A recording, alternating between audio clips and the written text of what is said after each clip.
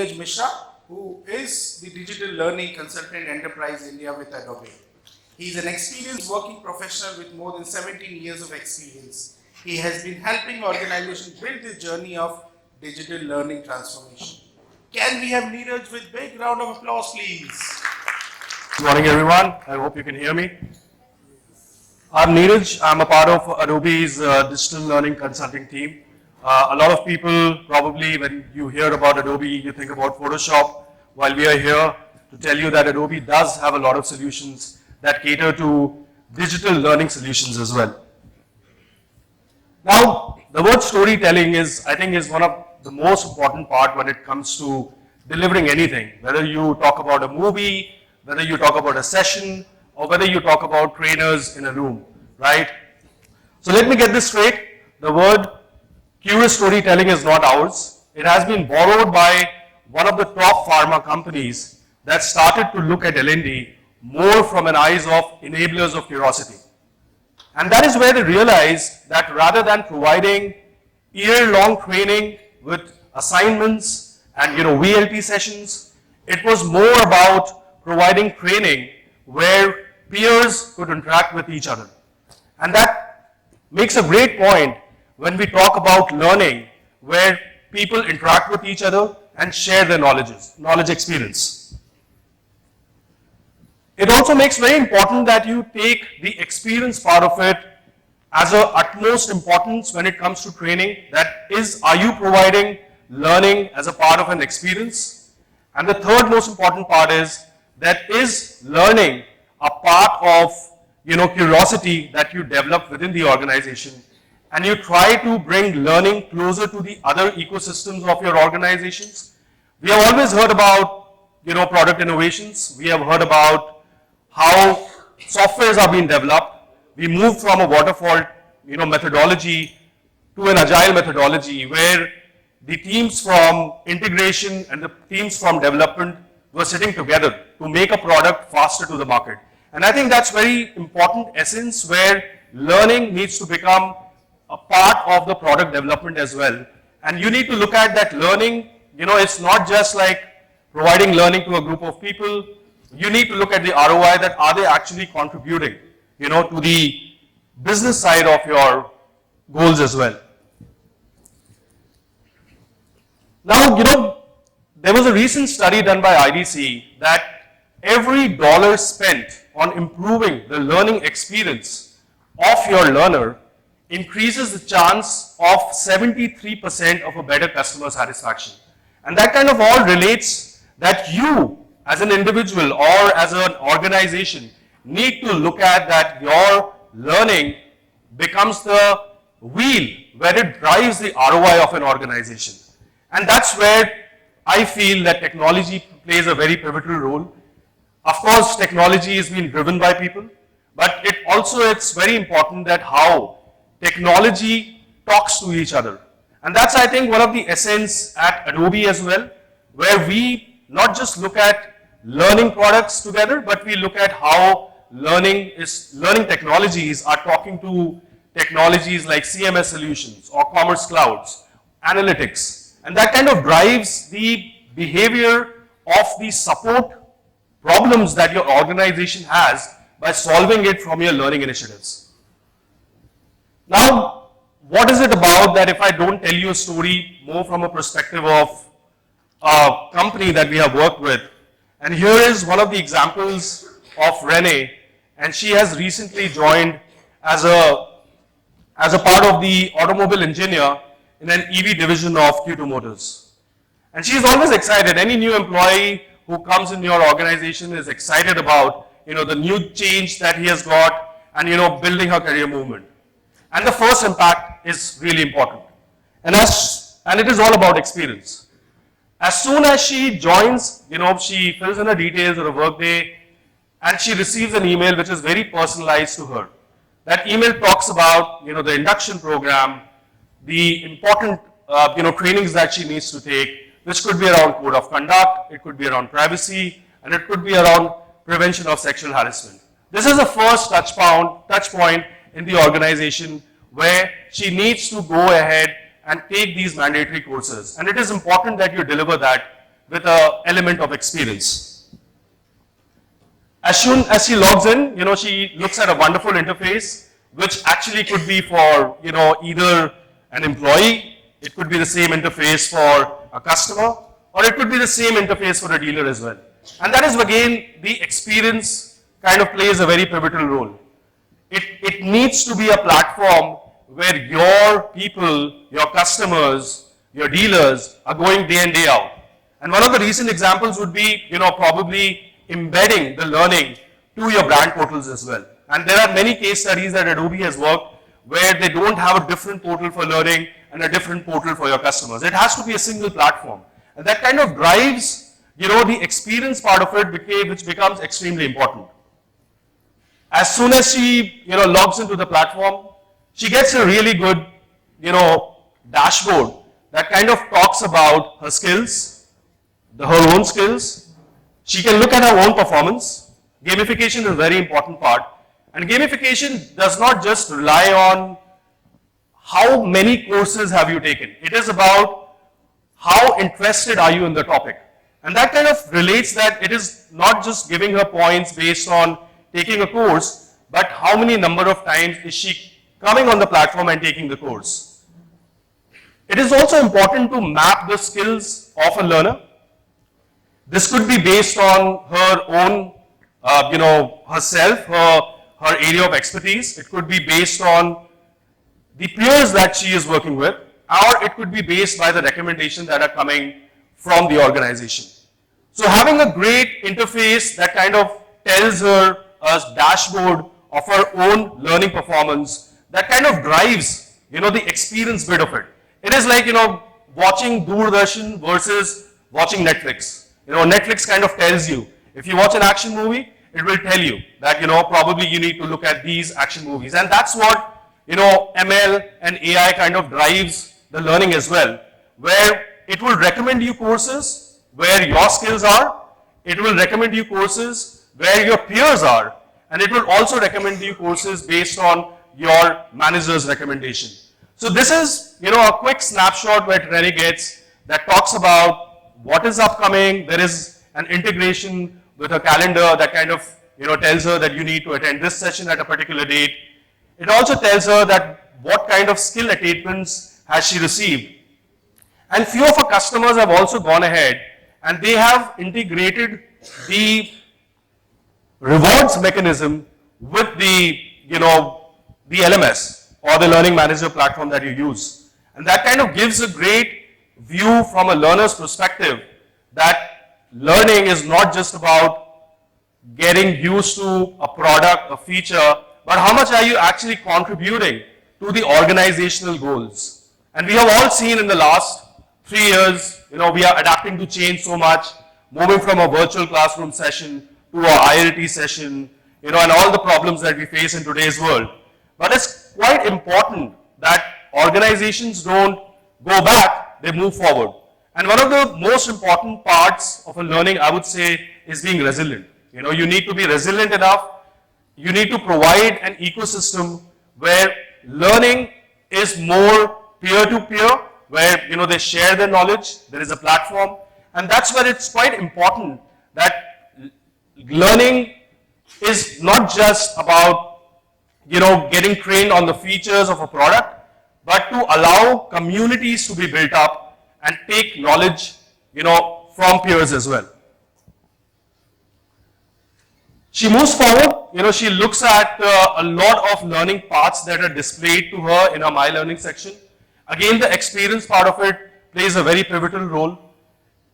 Based on her area of interest, she sees a lot of recommended courses that are coming that could probably align her to become better as an automobile engineer, taking in consideration that EV vehicles are the talk of the day today. And she gets recommendations based on her profile, based on the people that she's looking at. And the integration part of it, when we talk about solutions, a one-stop shop for learning where a learner can go, which could be your end website, it could have like a portal for learning itself, and that kind of drives the people to come to your platform and also take learning as an experience. She finds several boards as well. You know, Renee, as an automobile engineer, she finds a lot of boards that allows her to discuss the social aspect of, you know, that how she can become better. And these social boards are very vibrant when it comes to, you know, the whole experience part of it. And that is where the underlying technology of any kind of solution plays a very pivotal role. You know, what kind of a player are you adapted to? You know, what kind of bit rate are you adapted to? You know, is there a gamification that not just drives comparison, but kind of drives a peer-to-peer culture? And that kind of becomes extremely important. And with that, you know, I'd like to just give you a quick glimpse of, you know, what Adobe does in the space of learning. And as you can see that we have got multiple products. Adobe Captivate, which has been there for over 2 decades. It helps you create a lot of enriching content. You can bring in your proprietary PDFs, your PowerPoints, and it allows you to go ahead and create virtual reality courses. You can add a lot of assessments, you can add quizzes, you can add me know-how videos, you can add me test me videos. And that is a part of where the technology is helping you to create, you know, great enriching e-learning content, which is more of a classroom based of training rather than just a PowerPoint where people are looking at a session. The important part is that as soon as you have Adobe Captivate, a project that you have completed, it allows you to go ahead and publish it to Adobe Learning Manager, which is the Adobe's LMS platform. And this is a platform where you can deliver digital learning experiences enterprise-wide. Whether you're talking it from a perspective of an administrator, whether you're talking it perspective from a learner or a manager or an integration admin, which plays a very pivotal role aligning the solution of an LMS to other enterprise applications that you have. Adobe also has a web conferencing platform which is known as Adobe Connect. And Adobe Connect is a web conferencing platform with a flavor of training to it that allows you to ask poll questions. It allows you to go ahead and create you know, different kinds of rooms which are persistent rooms, and you can go back to those rooms. Again, you know, the integration part of it becomes extremely important. In today's, and it comes from an experience talking to a lot of our customers, where the data of people coming on a virtual classroom session back to the LMS is of extreme importance. That, you know, who attended the session, who did not attend the session. But the reality of today's smart learners are that they will probably join a session and probably leave that after 20 or 30 minutes. You know, that's a problem that a lot of people would like to address. Now, Adobe Connect as a solution allows you to put a benchmark that a learner needs to be there 70% of the time in the training to be actually marked attended. Now, that kind of solves a big problem for people who are providing trainings on technology, and these are mandatory courses. So, Adobe as an organization is probably one of the only organizations that kind of provides you an end-to-end ecosystem of learning, where from the creation part of it to the LMS part of it, where you can have Adobe Sensei, you know, acting as an artificial intelligence, and Adobe Connect to basically give you a lot of data back to the back to your LMS. With that, I would like to invite one of our customers, 𝗚𝗂𝗖 𝗚𝗿𝗁𝗶. He's a director and practice leader at Aeon, and we will do a quick few questions with him. Please give him a big round of applause.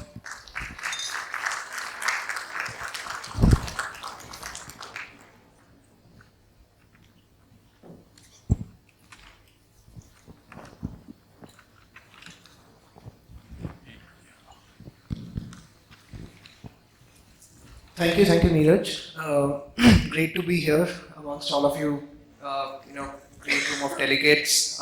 Happy to be a part of your sales pitch. Yeah, all yours. Thank you. So you have been a part of the L&D professional group. How do you see the role of L&D, you know, evolving in the current period? Well, I think we have been doing this for the past 10 odd years. And just a quick introduction, the learning center that we run as a part of the 𝗚𝗂𝗍's human capital advisory practice, we incubated this in India about 10 years ago. And around 12 years ago. And since then, we have really seen a significant paradigm shift in the approach that L&D professionals have towards deploying learning solutions in their organizations.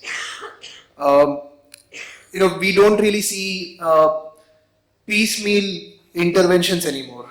We see much more integrated, solutions being put forward to businesses, which are primarily anchored, in our opinion, around three things. Right. The first important element that we see L&D professionals show is that of business acumen, and that has really become kind of a front runner competency that they tend to show.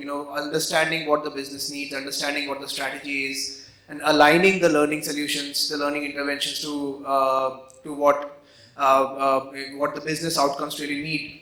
And that's why we see, for example, the approach that a TCS would have would be very different from that of Microsoft or Amazon, for example, right?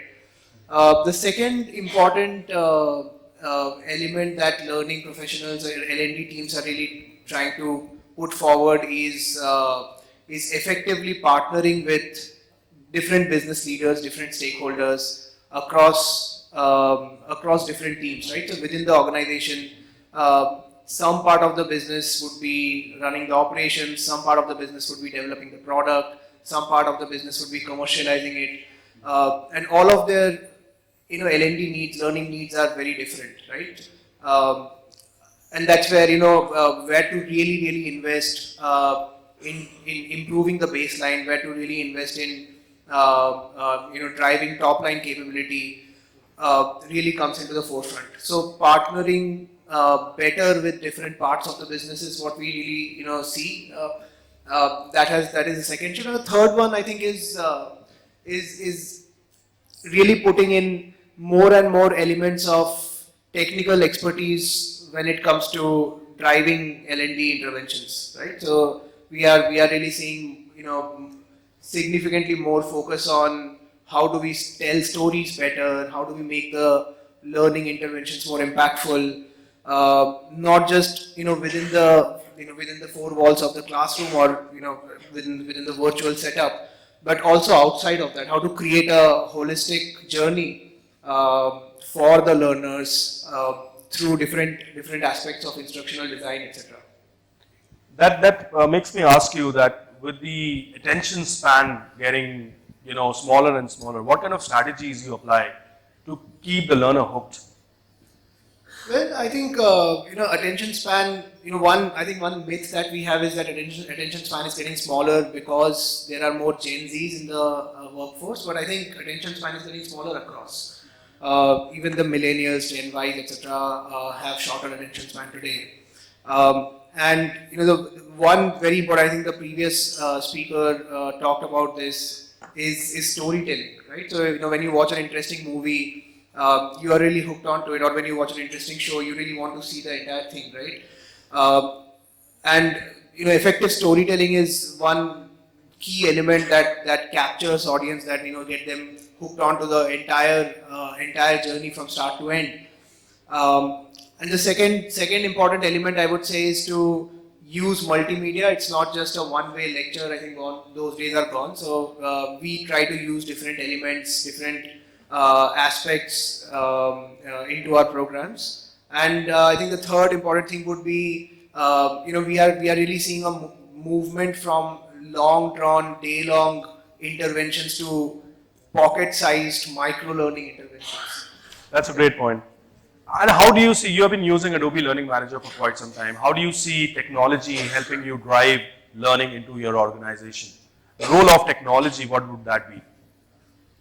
Well, I think when we look at technology, there are some baseline expectations, some hygiene factors like security and compliance, GDPR, regulations, and all of those things. Because we are in this business and we work with a lot of organizations, Another, I think, hygiene thing for us is that our LMS should be able to talk to multiple HRIS systems. It should be able to integrate with multiple systems. That is, I think, another hygiene factor. And the third, it's not a differentiator. It's kind of a foundational element for us. Would be, we work with around 4,000 to 5,000 HR professionals a year, a few thousand people managers a year from different organizations, right? So we need a lot of data, a lot of analytics to come to understand, how are these learning journeys perceived, which are the ones that are doing well, which are not. So analytics and data and drawing insights from it, I think that's another foundational factor. What differentiates, I think, one LMS from the other one is, is the bit of content curation which is driven through AI. I think that kind of differentiates. It worked brilliantly for, as you rightly pointed out, for Netflix. It has worked brilliantly for YouTube.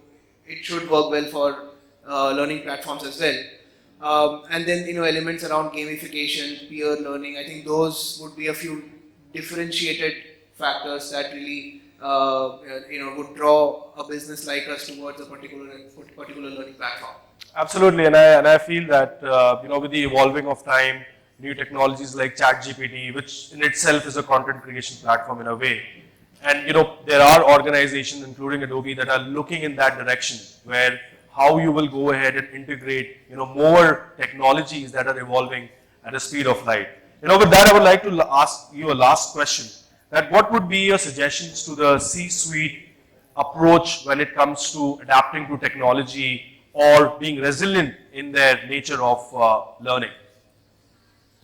Well, I think, as I said, the first important element that one should think about, or maybe, if I just call it out a bit differently, because, being a part of a consulting business, we have the opportunity to work with organizations from different sectors, different business life stages.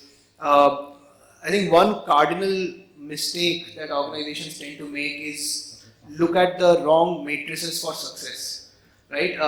And I've seen the L&D teams in particular do this more often than not, right? So they basically look at number of man hours trained, number of cost per learner. I don't think any of these matrices really evaluate the impact of what you're really doing effectively. So we believe that one journey that is impactful and where learners can go back and apply what they have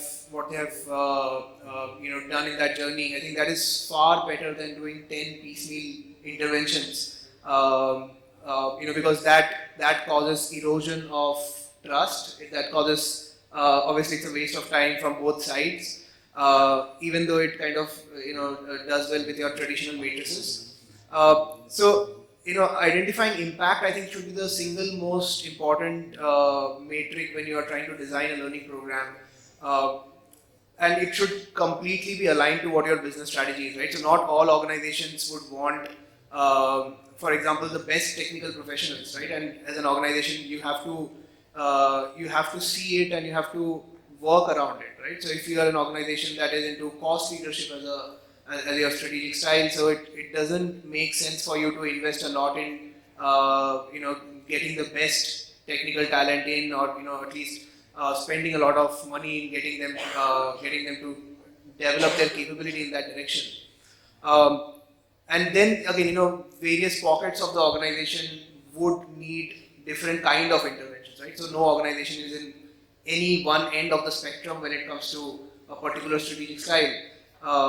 So you need to identify, where do I build, where do I buy? If I have to build, exactly what kind of interventions do I need for different pockets, and go back to your learning partner and try to customize the journey in a way that really makes it impactful, as compared to going to the learner and saying that, tell me what do you have, and I'll pick, what is most relevant, or what is remotely applicable to me, as compared to saying that, can we co-design something that really drives impact in my organization. Thank you so much, 𝗚𝗧𝗖, for answering our questions. It was great to have you here. Thank you so much. Yes. Have a Thank you, good day. everybody.